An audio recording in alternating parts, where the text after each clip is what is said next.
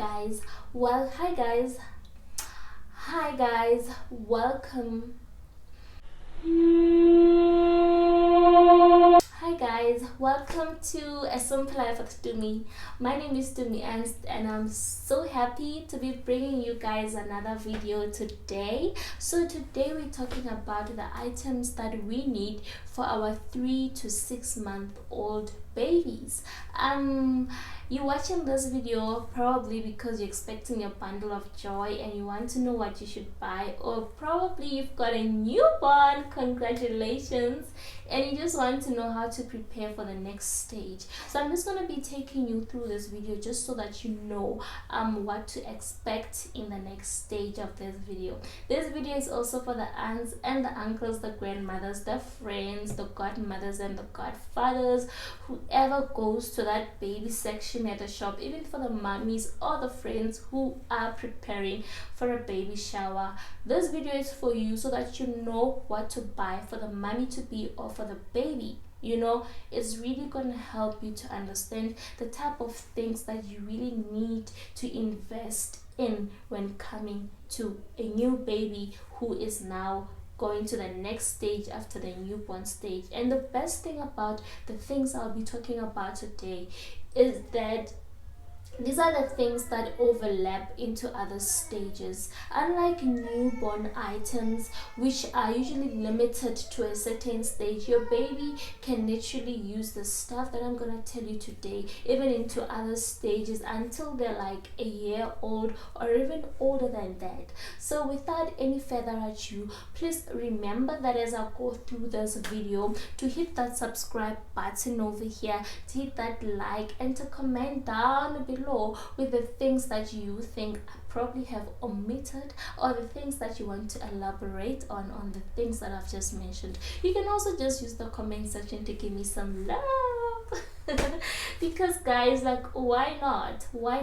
The thing is, when you subscribe, like and comment on my channel and hit that notification bell, number one, you get to know when I have a next video. Number two, you get to tell me that, girl, you're doing a good job, continue, I really like your videos. And number three is because you're telling YouTube to recommend this type of videos to you in the future. Number four, you're telling YouTube to actually recommend my videos to more people, so the impact and the circle gets bigger and bigger with the more people subscribe to my channel. So thank you guys in advance for subscribing to my channel. Now let's get right into the video.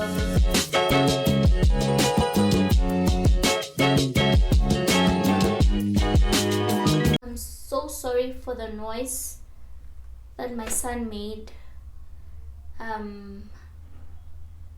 when I was recording this video. So I guess you also get to see the real life of being a mom. The first thing that I'm going to talk about is feeding your baby. So you've gone through the newborn stage and your baby was probably just stuck to your boob.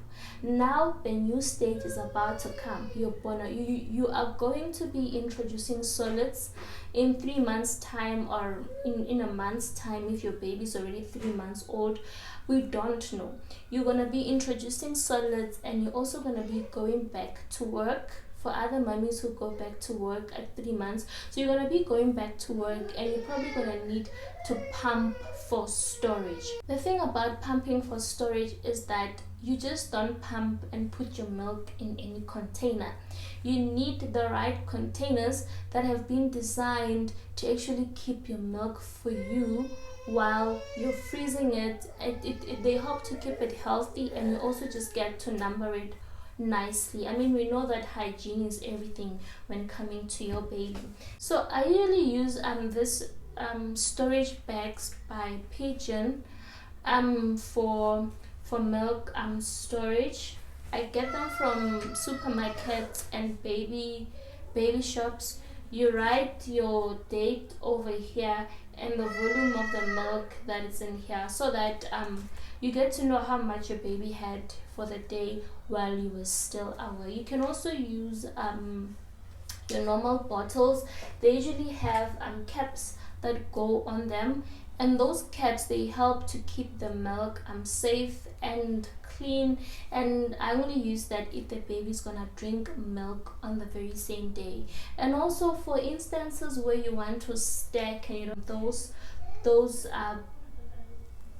this when you don't want to get the storage bags, you can actually use normal containers that I actually mentioned in my previous video. I'm just gonna put them here, that you usually put your purees in. Just make sure that the container is clean, sterilized, and you know that your baby is gonna be safe from germs if they drink anything, from that container. Talking about milk and storage, another thing that you're gonna need for your baby is bigger nipples, or nipples that have got bigger holes on them. So usually when you buy a bottle, it's written 0 to 3 months, 0 to 6 months, or that. So you just need to remember that if the nipple is small, your baby is gonna be frustrated when they're drinking, from your bottles. So you want the nipples to be as big as possible.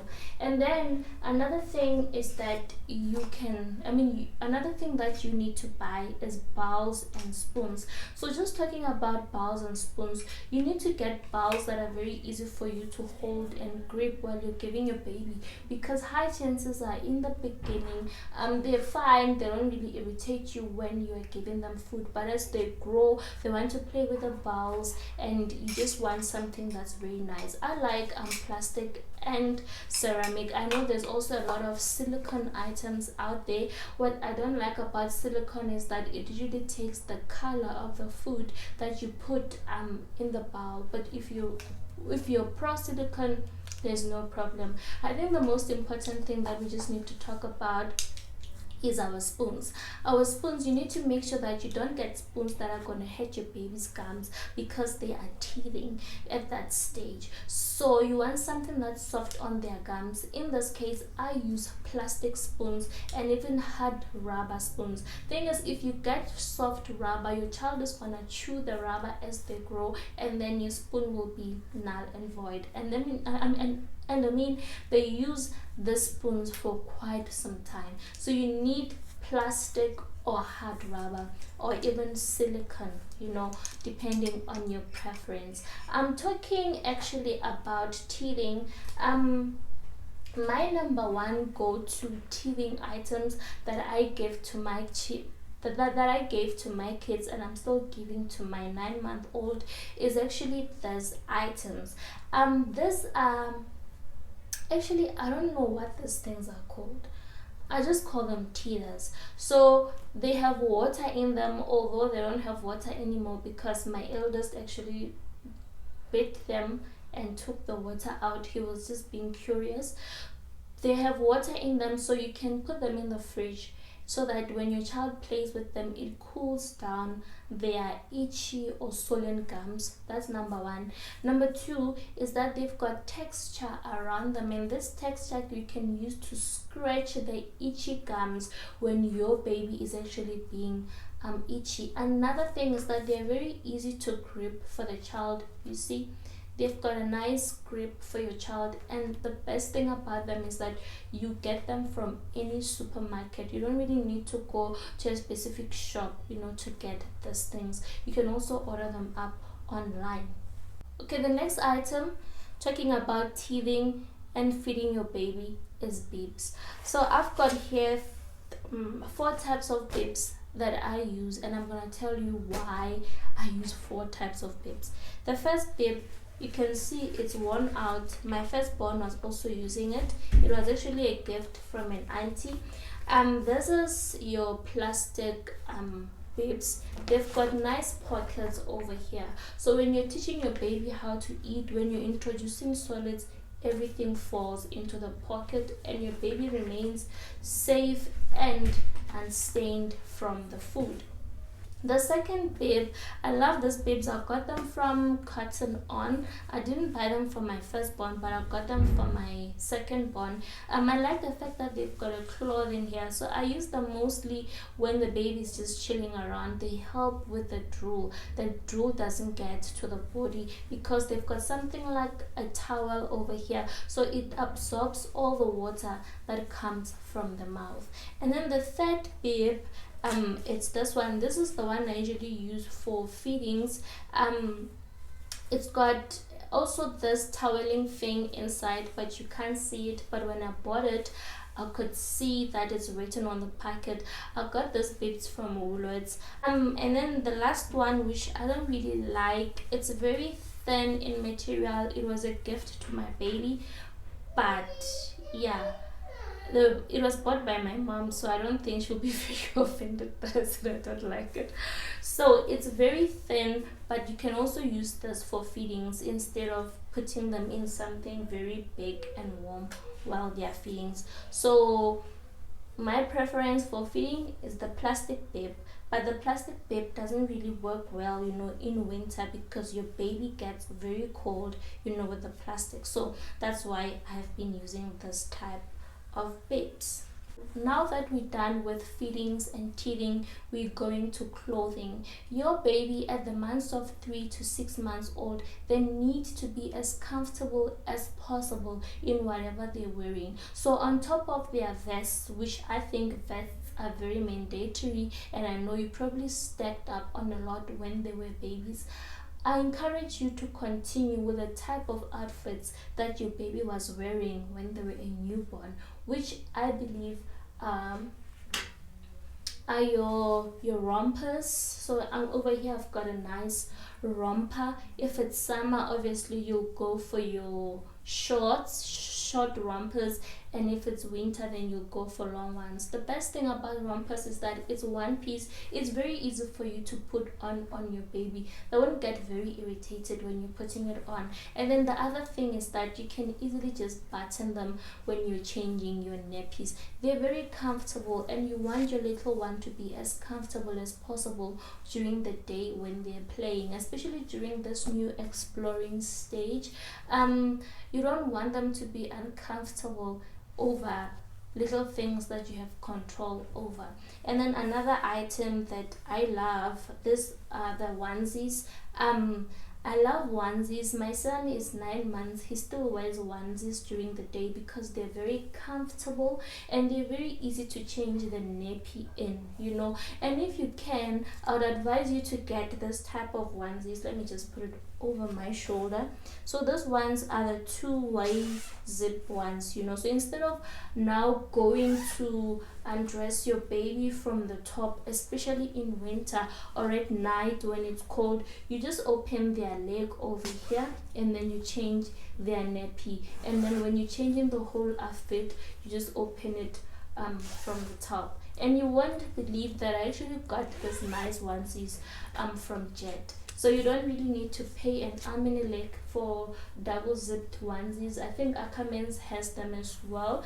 Woolworths doesn't have winter ones. They only have them for summer. But I like the Woolworths ones because they're very stretchy and they're good quality.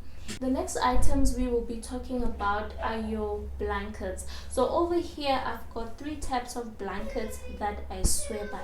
The first blanket is your cotton blanket. These are your receiving blankets. They work well for holding the baby around the house, for covering them up on very hot days when they are taking their naps. Our next blanket will be your swaddle blankets. You probably had these ones when your baby was very young, the ones that you just wrap over your baby. They have got a very thin material, but they really work well also during summer when you just want to cover your baby up and you don't want them to get too hot. And then the last blanket, these ones are your normal fleece blankets that keep your child warm. The reason I brought these blankets in this video is because I didn't talk about them in my newborn video, and also I just think you can never have enough blankets for your baby. So stock up on blankets. You're always gonna need them when they're crawling on the floor, to support them when they're learning to sit, and yeah, so many things you're gonna need the blankets for. Talking about sitting, your baby is now 3 to 6 months old and they're learning how to sit. What I advise you to use is a donut pillow or a bamboo chair over here, and if you don't have those, it's okay. You don't need to go to the shops to be buying expensive items, for your baby sitting. What you can use is actually a box and put a lot of blankets or even a pillow inside to support your baby to learn how to sit. That tricks works well, and you don't really need to go buy anything from the shops. But if you're a fancy mommy or you just want your baby to experience everything nice, then go ahead. And also, if you're buying a baby shower gift, I think a bamboo chair will be a very nice gift, especially the one that's got a feeding thing on top, because your child is now going to be able to transition into that feeding thing after they learn how to sit. So now, last and not least, let me just put my blankets away. Now last and not least, we have our toys. I'm gonna be going through the toys that I think every child needs, especially when they are in the 3 to 6 months old gap, and then after that I'm gonna be telling you about the other items that I think are very important for your baby to use. So number one, you need books. So I've got a lot of this fabric books with this crinkling sound, as you can hear it. So I think they just put plastic in it, but they work very well because the toy is bright in color. Your baby cannot really read or anything, but they get to see the pictures that are on the toy, and also they get to actually eat up the toy, because at that age they just want to take everything to their mouths. So they get to hear this texture. It really helps with sensory play. And then the next toys that you need a lot of this crinkling toys, because it just keeps them busy. They're like, oh, this thing is actually making noise. And try to get toys that have texture around them. Just don't get a toy that's plain, because it really is hitting a lot of beds with one stone, because they learn about colors, they get to see the sound, and they get to feel texture on their hands.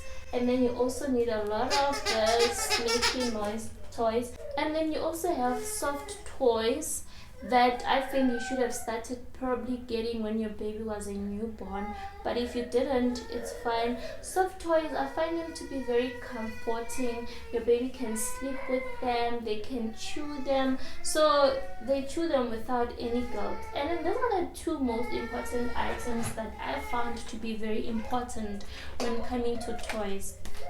A little mirror, because they get to see themselves, when they're actually playing with a thing and wondering, who's this person? And then the other toy is a phone. I know those phones, they're usually written that they must be purchased when your baby is from 1 year old and above, but when they press these buttons, they get music and you get to play phone with them, so they're quite very useful for your baby. I really apologize for my baby who's crying in the background. He wants to come to record with me. So the last two items that I'm gonna mention, they still go under toys, is a bouncer. When you have a bouncer for your baby, you can put them in the bouncer so that they bounce while you're cooking, so that it bounces them off to sleep. It's got music, it vibrates, depending on the type of bouncer that you got. It just keeps them busy, and you're able to actually work hands-free with them in the bouncer, and also just to help them to to get to be independent while they're still awake and not be lying down, you know. And then the last item I'm going to talk about is a baby gym. A baby gym is very good when you actually doing tummy time, because it's got colors and your baby gets to see all those things that are around there. I mean, right now at this stage they're learning to touch, to reach for things, to take things to their mouth. So having a baby gym, especially a very interactive one, is really gonna help with their development. With that being said, I'm so sorry for the noise that my son made while I was recording this video. But yeah, I'll stop this video here. So I guess you also get to see the real life of being a mom. And remember to subscribe, to like, and to comment to this video.